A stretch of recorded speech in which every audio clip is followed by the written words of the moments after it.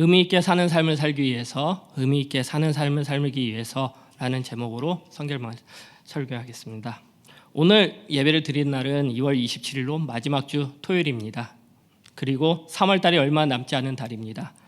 다른 달과 틀리게 6월 마지막 주는 저나 여기 성도님들에게 의미 있게 다가가는 시간이라고 생각합니다. 왜냐하면 곧 3월 달이기 때문입니다. 3월 달은 봄을 알리는 달이기도 하고 그리고 새 출발을 하는 달이기도 합니다. 작심 3일이라는 글이 있습니다. 결심이 사흘밖에 가지 못한다는 뜻입니다. 이 단어를 한번 이용해서 작심 3월이라게 만들어 봤습니다. 왜 그렇게 만들었냐면 왜 그렇게 만들었냐면 1, 2월 달에 계획을 짜놨는데 3월 달에는 다 무너지는 경우가 있어서입니다. 작심 3일도 있고 작심 3월도 있다고 생각합니다. 지금이 그 순간이지 않을까 싶습니다. 2017년 1월 1일에 맞춰서 저희들은 다양한 계획을 세우지 합니다. 저 역시 다양한 계획을 세웠고요. 성경일독, 새벽기도, 전출, 선교, 이성교제, 결혼, 여행 등등. 하지만 지금 그 계획들을 살펴보면 잘 지내고 있는지 생각해보면 뻔한 대답만 나올 수밖에 없습니다. 다 계획뿐이었습니다. 행동으로 된 건 없었습니다. 그래서 그런지 3월 달에 가지는 의미가 큽니다. 왜냐하면 새 출발이라는 의미를 가지고 있기 때문입니다. 특히 대학생이나 그리고 저 같은 대학원생 그리고 교사나 교수들에게 3월 달은 역시 큰 의미로 다가갑니다. 그리고 회사들도 그렇고 다양한 포럼, 학회 그리고 세미나도 새롭게 시작하는 달이기 때문입니다. 그리고 3월 달이 되면 새로운 학년이 생기고요. 새로운 사람들을 만나고 그 다음에 새로운 환경을 접하게 됩니다. 뭐든지 새롭습니다. 그런 여기서 새롭게 새 출발하는 시점에서 의미 있게 사는 삶이 살기 위해서 생각해보는 중요한 시점이라고 생각합니다.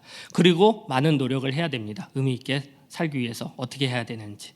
지난주에 담임 목사님을 통하여서 의미와 재미에 대한 설교를 들었습니다. 넌 재미있게 안 살아? 난 의미 있게 살 건데. 설교를 준비하면서 이 내용이 제 삶을 돌아보는 시간이 되었습니다. 그 말씀이 딱 맞는 것 같습니다. 과연 의미 있게 살았나? 재미있게 살았나? 저의 답은 재미있게 살았다는 것입니다. 그러나 우리는 의미 있게 살아야 된다는 것입니다. 저 또한 의미 있게 살아야 되고요. 재미있게 사는 것은 틀린 것입니다. 여러분들도 많이 아셨을 겁니다. 과연 지금 저 홍대 밖에서 노는 사람들은 재미를 위해 사는 것입니다. 과연 그들이 재밌을까요? 그들이 밤 늦게도록 술 마시고 춤추고 놀고 그런 거 재미있게는 살지만 그게 과연 진정으로 재미있게 사는 건 아니라고 생각합니다. 생각해 볼 때 의미 있게 살면 재미있게 살 수 있습니다. 그러나 재미있게 산다고 의미 있게 사는 것은 아닙니다. 스티븐 코비의 성공하는 사람들의 7가지 습관이라는 책에 나온 내용입니다. 시간 관리보다 중요한 것은 방향 관리이다. 시간 관리는 재미있게 사는 삶을 적용해 볼 수 있습니다. 시간을 관리한다는 것은 그 사람이 어떻게 재미있게 시간을 보내느냐에 따라 생각을 할 수 있다고 볼 수 있습니다. 그리고 방향 관리는 의미 있게 삶으로 적용할 수 있습니다. 방향 관리는 어떤 방향을 선택하느냐, 어떻게 의미 있는 것을 선택하느냐에 따라 의미 있게 사는 삶이라고 볼 수 있습니다.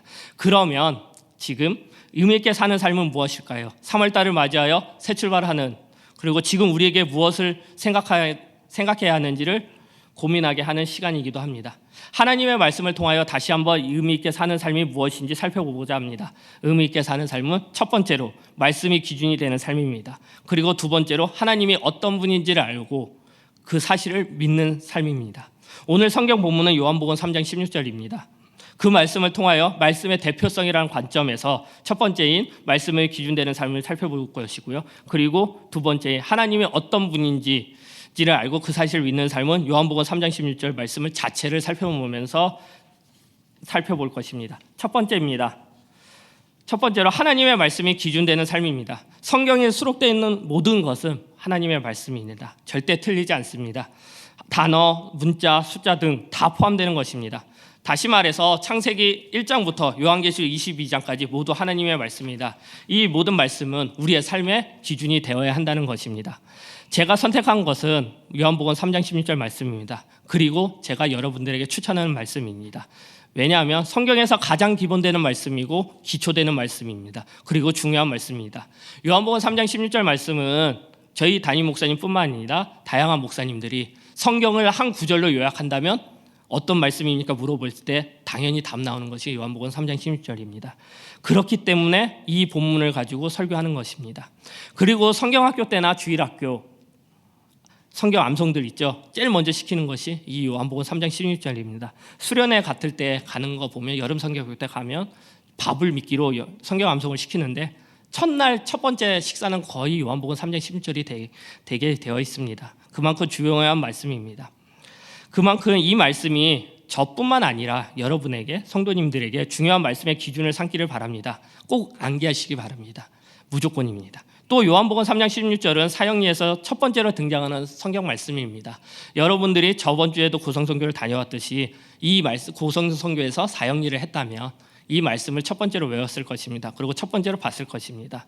그렇기 때문에 이 말씀이 먼저 외운 말씀이 삶의 기준이 되는데 제일 적합한 말씀이라고 생각합니다. 하지만 모든 말씀을 암송해야 되고 기준으로 삼는 것이 당연합니다. 하지만 최소로 이 말씀만큼은 정말 여러분들의 삶 속에 삶의 기준으로 삼으시면 좋겠습니다.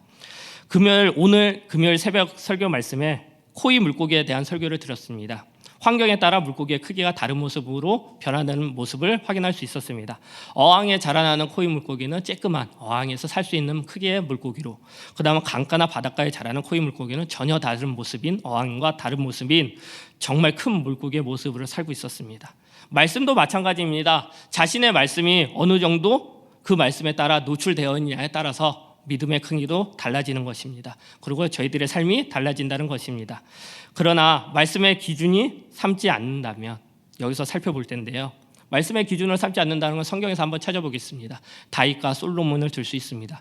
다윗은 왕이라는 자기의 그 위치를 사용하여 정말 재미있게 살려고 했던 것 같습니다. 순간이긴 하지만 밧세바를 범한 것은 정말 자기의 재미 밖에는 설명할 수 없는 것입니다. 솔로몬도 있습니다. 하나님의 큰 축복 아래 지혜까지 얻는 솔로몬의 왕도 나중에 따지고 보면 이방 여인과 결혼을 하게 되고요. 이방 여인을 통해서 우상을 만나게 됩니다. 이 역시 솔로몬도 재미있게 사는 삶을 선택하지 않았나. 그 말씀의 기준이 아닌 정말 재미있는 삶, 말씀을 저버린 삶이 되지 않았나 싶습니다.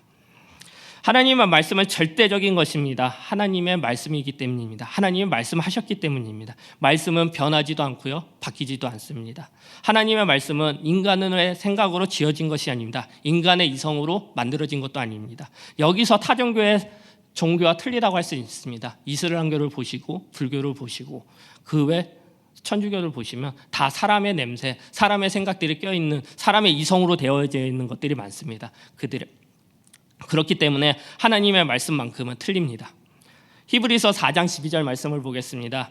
하나님의 말씀은 살아있고 활력이 있어 좌우의 날선 어떤 것보다 예리하여 혼과 영과 및 관절과 골수를 찔러 쪼개기까지 하며 또 마음의 생각의 뜻을 판단하나니. 말씀에서 볼 수 있듯이 하나님의 말씀은 우리의 모든 것을 바뀝니다. 그리고 우리가 모든 것을 새롭게 합니다. 그렇기 때문에 하나님의 말씀은 의미 있게 살고자 하는 우리에게 꼭 필요하며 기준이 되어야 하는 것입니다. 말씀이 기준이 돼서 나타나는 의미 있는 삶을 살펴보겠습니다. 첫 번째, 주를 향해 산다는 것입니다. 하나님의 말씀을 붙들며 사는 한 형제를 소개하겠습니다. 그는 미국의 미식축구 선수 팀 티보우입니다. 미식축구 선수로 거침없이 주를 향해 전하는 형제입니다. 그 일화를 소개하자면 팀 티보우는 필리핀 선교사 부모님 밑에서 태어났습니다. 그리고 팀이라는 이름이 디모데라는 이름의 줄임말입니다. 다음과 같은 일들이 있었습니다. 플로리다 대학에서 그는 미식축구를 하였습니다. 근데 그는 다른 사람과 특이하게 눈 밑에 붙이는 아이패치가 있었습니다. 근데 아이패치에 그는 항상 성경 구절을 이렇게 아이패치에 새기고 다녔습니다. 다른 사람들이 저 사람은 너무 과하다, 특이하다 그렇지만 그가 행한 모든 역사와 기적들은 정말 상상을 초월할 수 있던 일이었습니다. 그의 별명이 역전승의 사나이였기 때문입니다. 2008년 미 대학 미식축구 챔피언이 되었습니다. 그 미식축구 챔피언 경기에 그는 요한복음 3장 16절을 아이패치에 새겼습니다. 그리고 그 결승과 동시에 요한복음 3장 16절은 구글에서 엄청난 검색이 되었습니다. 그리고 그는 역전승의 사나이로 별명으로 대학 미식축구에서 하이스맨 트로피를 받았습니다. 2012년 1월 8일입니다. 팀 티보는 미식축구 선수 덴버 팀에 들어가게 되었습니다. 그리고 다른 경기도 많은 경기도 있었지만 준결승전이 있었습니다. 피츠버그랑 치르게 되었습니다. 피츠버그가 당연히 이길 거라 모든 사람이 승리를 예측한 경기였습니다. 그러나 결과는 덴버가 이겼습니다. 왜냐하면 4쿼터에 팀 토보가 패스를 성공시켜서 터치다운이 된 것입니다. 역전승으로 또 이긴 것입니다. 그는 그리고 기도했습니다. 모두가 보는 앞에서. 왜냐하면 이 사람은 아이패치로 성경 구절을 했는데 프로는 그런 것까지 되지 않기 때문에 그는 이런 터치 패스가 성공하면 이렇게 무릎을 꿇고 기도하는 모습을 보여줬습니다. 많은 사람들이 그가 그냥 하나님을 믿어서 정말 하나님의 역사하시는 거라고 생각하지 않았습니다. 하지만 이 경기를 통해서 많은 사람들이 하나님이 역사한다 이렇게 생각하게 되었습니다. 정말 저도 이 결과를 보고 놀랐는데요.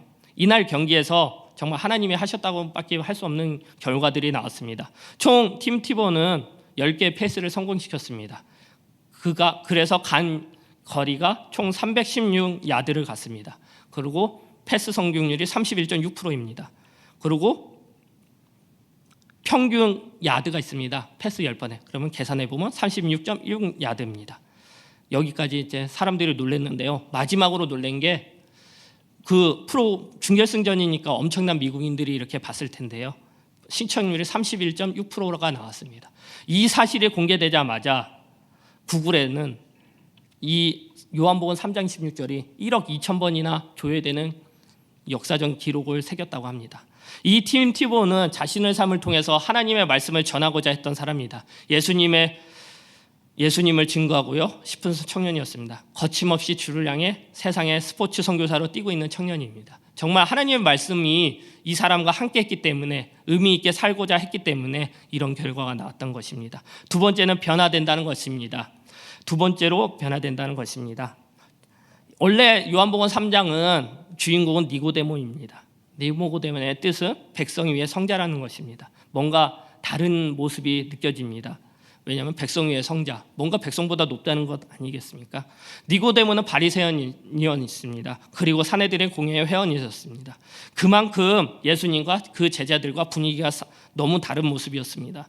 하지만 요한복음 3장에서 니고데모는 밤 몰래 예수님과 대화를 하였습니다.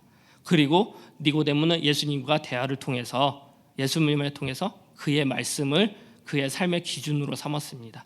그리고 니고데모는 변화되었습니다. 니고데모는 정말 의미 있는 삶을 살았다고 볼 수 있습니다. 요한복음 7장 50절에서 52절 말씀입니다. 그 중에 한 사람 곧 전에 예수께 왔던 니고데모가 그들에게 말하되 우리 율법은 사람의 말을 듣고 그 행한 것을 알기 전에 심판하느냐? 그들이 대답하여 이르되 너도 갈릴리에서 왔느냐? 찾아보라. 갈릴리에서는 선지자가 나지 못하느냐 하였더라. 여기서 니고데모는 예수님을 믿고 예수님을 이야기하고 있습니다. 전혀 다른 모습입니다. 요한복음은 19장 38절에서 42절입니다.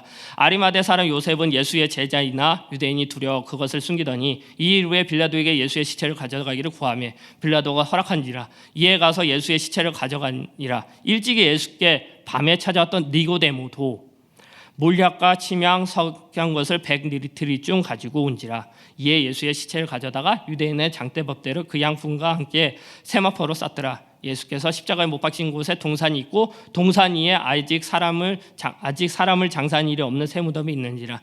이날은 유대인이 준비일이요 또 무덤에 가까운 거로 예수를 거기에 두니라. 이 말씀을 통해서 니고데모는 예수의 시신을 정중하게 장사 지내는 일을 도움으로써 자신의 생명과 명성에 대한 위협을 감수하는 모습까지 보여주고 있습니다. 니고데모는 바리새인이었고요, 사내들의 공의였습니다. 굳이 이렇게 예수님을 안 해도 됐습니다. 정말 재미있게 권력으로 명예로 살아갈 수 있었던 자입니다. 니고데모는 처음에는 정말 재미있게 살았다고 생각할 수 있습니다. 자신이 이루는 목표, 권력, 명예 등을 가지고 있다고 생각할 수 있습니다. 하지만 말씀이 된 니고데모는 의미 있게 삶으로 변화된 모습을 보여주고 있습니다. 여기서 우리의 해야 될 것을 찾아본다면요, 디모데후서 3장 16절에서 17절 말씀입니다. 모든 성경은 하나님의 감동으로 된 것으로 교훈과 책망과 바르게 함과 의로 교육하기에 유익하니 이는 하나님의 사람으로 온전하게 하며 모든 선한 일을 행할 능력으로 갖추게 하려 함이라. 하나님의 말씀이, 우리 성경이 정말 우리의 삶의 기준이 되어야 합니다. 말로 끝나서는 안 되는 것입니다. 행동하셔야 됩니다. 그렇기 위해서는 말씀을 읽으셔야 합니다. 그리고 말씀을 들으셔야 합니다. 항상 우리의 삶 속에서 말씀은 떨어져서는 안 됩니다. 1월 달에 많은 계획이 있었을 겁니다. 그 중에 성경 일동은 꼭 있습니다. 정말 교회를 다니는 사람들이라면 성경 일동은 꼭 있습니다. 하지만 어떻게 됐는지 모르겠어요. 과연 창세기에서 끝난 건지 아니면 이게 내일까지 넘어서 끝난 건지 모릅니다. 하지만 꼭 실천하시기 바랍니다. 꼭 하나님의 말씀과 함께 하시길 바랍니다. 그리고 하나님의 말씀을 들으려면 믿음은 들음에서 난다고 했습니다. 예배의 자리를 굳건히 지키시기 바랍니다. 그거는 중요합니다. 예배는 많습니다. 저희 홍대세교의 장점이죠. 그렇기 때문에 예배의 자리를 사모하시고 말씀 들으러 오시길 바랍니다. 두 번째입니다. 하나님이 어떤 분인지를 알고 그 사실을 믿는 삶입니다. 요한복음 3장 16절을 보시면 하나님께서 우리에게 행하시는 모습을 볼 수 있습니다. 단순히 하나님의 말씀이라고 이렇게 단순히 생각하는 사람들이 너무나 많습니다. 하나님은 없고 그냥 중요하니까, 이 말씀이 중요하니까 넘어가는 경우가 너무나 많습니다. 그렇지만 이 말씀은 단순히 말씀을 보는 것이 아니라 깊게 살펴봐야 합니다. 하나님께서 우리에게 분명히 알려주시는 것들이 있습니다. 말씀은 글자로만 확인하는 것이 아니라 정말 깊은 진리로 말씀을 봐야 되는 것입니다. 세 가지의 모습을 볼 수 있습니다. 살펴보겠습니다. 첫째는 3장 16절 첫 번째 분야죠. 하나님이 이 세상을 사랑하사. 하나님께서는 이 세상을 사랑한다고 하셨습니다. 하나님께서 이 세상을 사랑한다고 하셨습니다. 이 세상은 무엇일까요? 단순한 세상일까요? 지금이 우리가 살아가는 세상일까요? 단순히 지금 우리가 사는 생각으로 말하는 것은 잘못된 것입니다. 하나님께서 지으신 모든 것을 의미하는 것입니다. 사도행전 17장 26절 말씀입니다. 우주와 그 가운데 있는 만물을 지으신 하나님께서 천지의 주제이시니 손으로 지은 전에 계시지 아니하시고, 우주와 그 가운데 있는 만물을 지으신 하나님, 우주와 그 가운데 만물을 지으신 하나님이십니다. 하나님께서 지으신 모든 것이 이 세상에 나타나 있는 것입니다. 하나님 한 가지 더 살펴보고자 합니다. 하나님께서 세상을 사랑하셨다는 것은 사랑에 제한이 없다는 것입니다. 인종이나 나라, 그런 거, 민족 아무것도 없습니다. 가난 이런 것도 없고요, 재물 이런 것도 없습니다. 마태복음 5장 44절부터 45절입니다. 나는 너희에게 이르노니 나는 너희 원수를 사랑하며 너희 박해하는 자를 위하여 악인과 석인에게 비추시며 비를 의로운 자를 불의한 자에게 내려주심이라. 우리의 이성으로는 생각할 수 없는 것입니다. 우리가 그렇게 말할 수도 없는 것입니다. 하지만 하나님의 말씀은 말하고 있습니다. 구분 있는 사랑이 아닙니다. 사랑할 수 없는 원수까지, 그리고 박해하는 자까지 사랑하라고 하셨습니다. 요한일서 4장에 하나님은 사랑이시다라고 말씀하고 있습니다. 절대적인 것입니다. 하나님의 본성은 신비한 것입니다. 그렇기 때문에 하나님은 사랑이시라 말하기 때문에 사랑 역시 신비한 것입니다. 그 사랑이 하나님께서 우리를 사랑하고 계시는다는 것입니다. 자세히 살펴보면 누가복음 15장에 나와 있는 탕자와의 예를 볼 수 있습니다. 탕자가 외국에 나갔죠. 기다리는 하나님의 아버지의 모습을 통해서 하나님의 사랑을 느낄 수 있습니다. 무조건적인 사랑입니다. 정말 말로 표현할 수 없는 사랑입니다. 그리고 타국에 나간 아버지는 정말 하나님의 사랑이라고 말로 표현할 수밖에 없습니다. 두 번째입니다. 독생자를 주셨으니, 하나님께서 독생자를 주셨다는 것입니다. 하나님의 아들인 독생자 예수 그리스도를 주셨다는 것입니다. 단 하나뿐인 아들을 이 세상에 보내주신 것은 무엇일까요? 왜냐하면 하나님께서 이 세상을 사랑하셨기 때문입니다. 고린도후서 5장 21절 말씀입니다. 하나님이 죄를 알지도 못하는 이를 우리를 대신하여 죄를 삼으신 것은 우리로 하여금 그 안에서 하나님의 의가 되게 하려 하심이라. 왜 보내셨을까요? 이 땅을 사랑하신 것도 있습니다. 그렇게 하신 이유가 또 있습니다. 왜냐하면 우리가 죄인이기 때문입니다. 우리의 죄 때문에 오신 것입니다. 하나님께서는 우리의 죄 때문에 하나님을, 아들을 이 세상에 보내신 것입니다.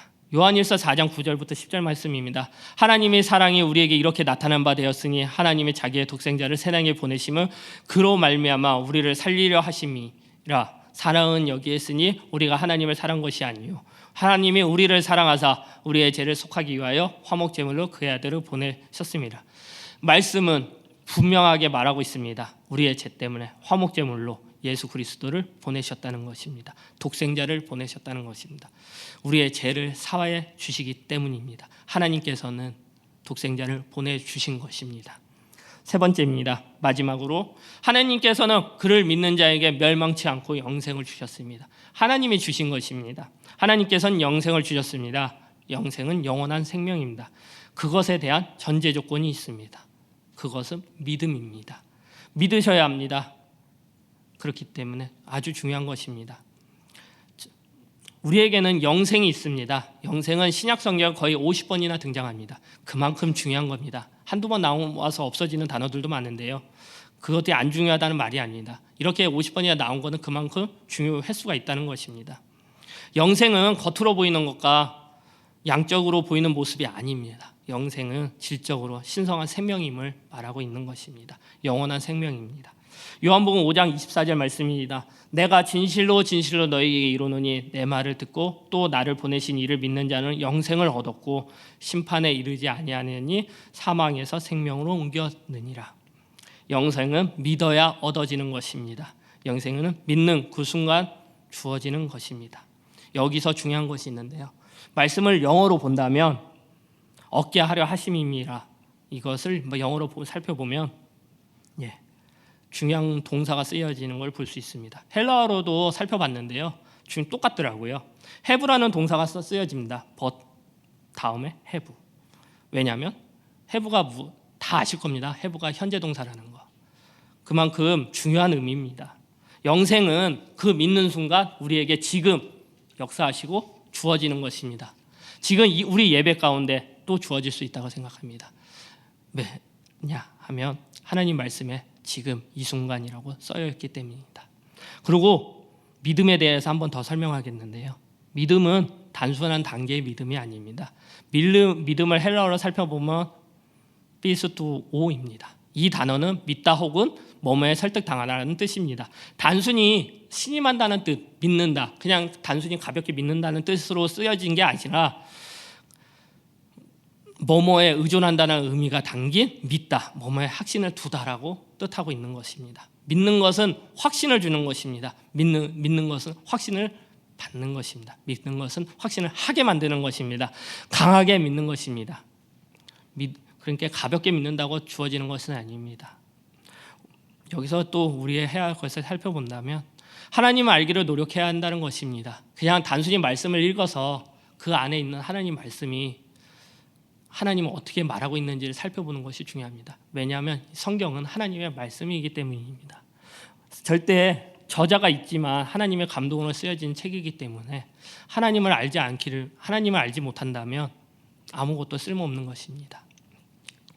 그리고 우리는 믿음의 고백이 있어야 됩니다. 믿음의 고백은 확신입니다.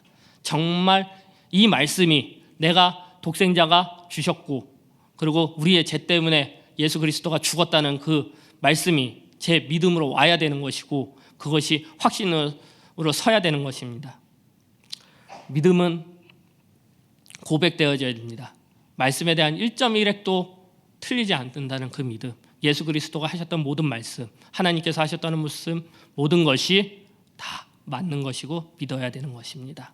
요한복음 3장 14절에서 15절에서 말씀에서 볼 수 있듯이 광야에 구리를 뱀을 쳐서 쳐다보면 구원을 얻는 말씀이 있습니다. 이것은 믿음을 나타내는 것입니다.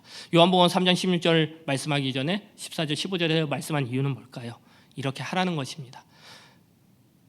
설득력 있게 말하고 있는 것입니다. 왜냐하면 이게 직접적으로 보여준 경험이기 때문입니다. 믿으면 정말 우리에게 영생이 주어지는 것입니다. 말씀을 마무리하고자 합니다.